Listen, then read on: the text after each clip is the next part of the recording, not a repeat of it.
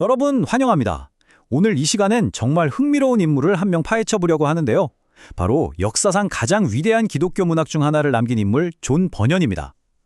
우리는 흔히 역사 속 위인이라고 하면 처음부터 끝까지 완벽하고 흔들림 없는 강철 같은 멘탈의 소유자일 거라고 생각하잖아요. 그런데 존 버년의 위대한 신앙과 그가 남긴 작품들은 사실 아주 끔찍한 죄책감과 우울, 그리고 그것을 덮는 거대한 은혜의 불길 속에서 단련되었습니다.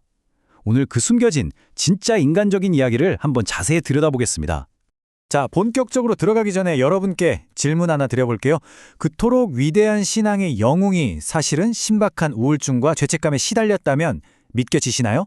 요즘 현대사회에서 정신건강 위기, 번아웃, 우울증 이런 이야기들 정말 많이 하잖아요. 그런데 놀랍게도 수백 년 전의 역사적 인물 역시 우리와 똑같은, 아니 어쩌면 그보다 훨씬 더 깊은 영적인 침체와 심리적 고독의 늪에서 허우적거렸다는 사실이죠. 이 포인트가 바로 오늘날 우리가 겪는 내면의 고뇌와 과거 신앙의 여정을 아주 기가 막히게 연결해줍니다. 첫 번째 섹션, 떠돌이 땜장이입니다. 1600년대 초 영국 베드퍼셔의 엘스토우라는 작은 마을로 가볼 텐데요. 진짜 흥미로운 건요, 이 존 버년이라는 사람이 처음부터 거룩한 성직자나 똑똑한 학자 스타일이 절대 아니었다는 겁니다. 그는 가난한 땜장이의 아들로 태어나서 본인도 구멍난 냄비나 떼우러 다니던 떠돌이 땜장이었어요. 게다가 10대 시절은 그야말로 망나니에 가까웠습니다. 안식일 어기는 건 기본이고 온갖 욕설을 입에 달고 살던 동네 불량배들의 우두머리였거든요. 거짓말도 너무 잘해서 주변 사람들이 혀를 내두를 정도였죠. 16살 땐 뭣도 모르고 의회관에 징집되기도 했고요. 이 거칠기 짝이 없던 불량소년이 훗날 그 위대한 청교도 설교자로 변신한다니, 그 사이에 대체 무슨 일이 있었던 걸까요? 두 번째 섹션, 우울과 죄책감의 늪입니다. 겉으로는 세상 거칠고 단단해 보이던 그의 마음에 엄청난 변화가 찾아옵니다. 양심이 갑자기 견딜 수 없을 만큼 예민해지기 시작한 거예요. 존 버년 스스로가 남긴 진짜 뼈아픈 고백이 있는데요. 나는 온갖 악덕과 불건전함에 있어서 우두머리였다. 그는 자기 자신을 정말 무자비할 정도로 깎아내리고 정죄했습니다. 과거에 했던 아주 작은 잘못들조차 숨을 턱턱 막히게 하는 거대한 바위가 되어버린 거죠.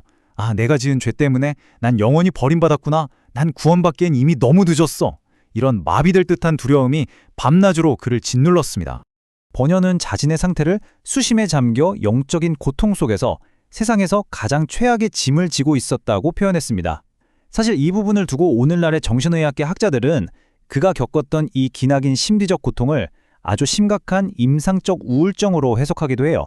이건 그냥 내가 좀 잘못 살았네 수준의 반성이 아닙니다. 정신을 갉아먹는 극도의 불안감, 그리고 자기 파괴적인 회의감에 완전히 사로잡혀 있었던 거죠. 이 끔찍한 심리 상태를 버년은 나중에 절망의 늪이라고 불렀습니다. 말 그대로 영적인 우울과 숨막히는 죄책감, 그리고 너무 과혹한 자기 검열 때문에 내면이 완전히 굳어서 꼼짝도 못하는 마비 상태인 거예요. 자기를 비난하는 데만 모든 에너지를 쏟다 보니까 그는 수년 동안 이 늪에서 빠져나오지 못했습니다.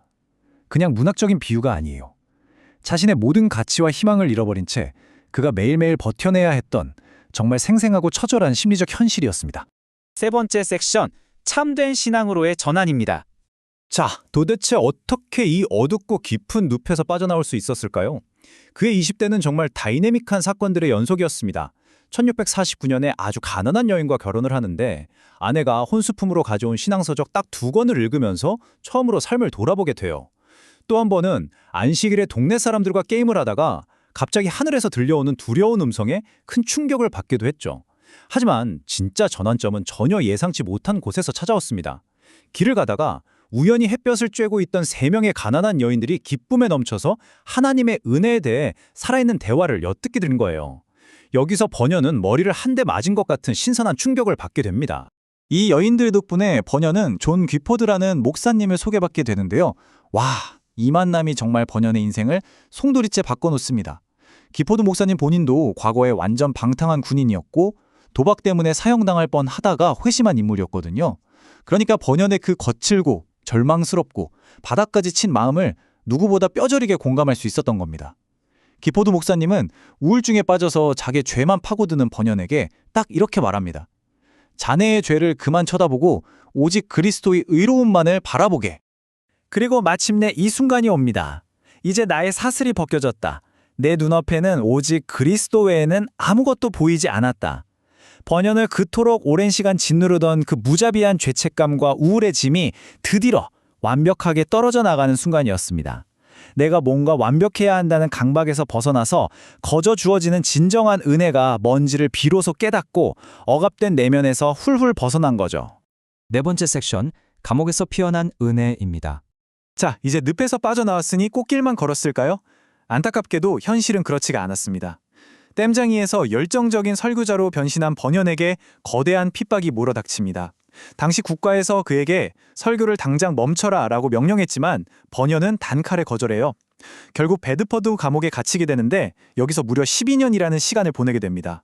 재판관이 다시는 설교 안 하겠다고 약속하면 지금 당장 풀어주겠다고 꼬셨지만 번연은 오늘 풀어주면 오늘 설교할 거고 내일 풀어주면 내일 당장 설교할 겁니다 라며 침묵 대신 축축한 감방을 스스로 선택해버립니다. 진짜 엄청난 배짱이죠? 그 12년 동안 감옥 안에서 번연은 가족들을 먹여 살리려고 밤낮 없이 신발끈을 만들어 팔았습니다. 특히 자기가 너무너무 사랑했던 첫째 딸 메리가 시각장애를 가지고 있었기 때문에 감옥에 갇혀있는 아버지의 마음은 그야말로 찢어질 듯 아팠을 거예요. 그런데 이 척박한 상황 속에서도 두 번째 아내인 엘리자베스가 정말 대단한 활약을 합니다. 남편이 만든 신발끈에 내다 파는 건 물론이고 남편이 감옥 안에서 글을 쓸 수 있도록 위험을 무릅쓰고 종이와 잉크를 몰래 밀반입한 거예요. 번연의 그 위대한 작품들 뒤에는 이런 눈물겹고 헌신적인 가족의 사랑이 숨어 있었습니다. 마지막 다섯 번째 섹션, 죄인 괴수에게 넘치는 은혜입니다. 이 모든 고통과 핍박의 시간들이 그냥 버려진 게 아닙니다. 그 지독한 내면의 고통과 감옥이라는 외부의 핍박이 하나로 맞물려서 기독교 역사상 최고의 문학 걸작 중 하나가 탄생하게 됩니다. 바로 감옥에서 쓴 영적 자서전, 죄인 괴수에게 넘치는 은혜라는 책이죠. 이 책은 철로 역정을 쓰기 무려 12년 전에 완성됐는데요. 자신이 어떻게 회심하게 되었는지는 물론이고 스스로를 괴롭혔던 수많은 의심, 미칠 듯한 공포, 우울증의 과정들을 그냥 날 것 그대로 아주 솔직하게 다 적어놨어요. 종교 심리학의 완벽한 사례 연구라고 해도 과언이 아닙니다. 왜 이렇게까지 솔직하게 썼느냐? 바로 자신처럼 영적인 두려움과 핍박 속에 떨고 있는 친구들에게 나도 이렇게 바닥을 쳤었지만 은혜로 극복했다며 위로와 용기를 주고 싶었기 때문입니다.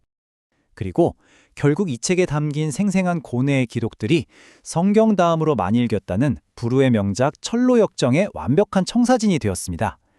철로역정을 읽어보시면 주인공이 절망의 늪에 빠지고 의심의 성에 갇히잖아요. 그게 소설 속 허구가 아니라 존 버년 본인이 실제로 피눈물 흘리며 겪어냈던 극심한 심리적, 영적 지옥이었던 겁니다.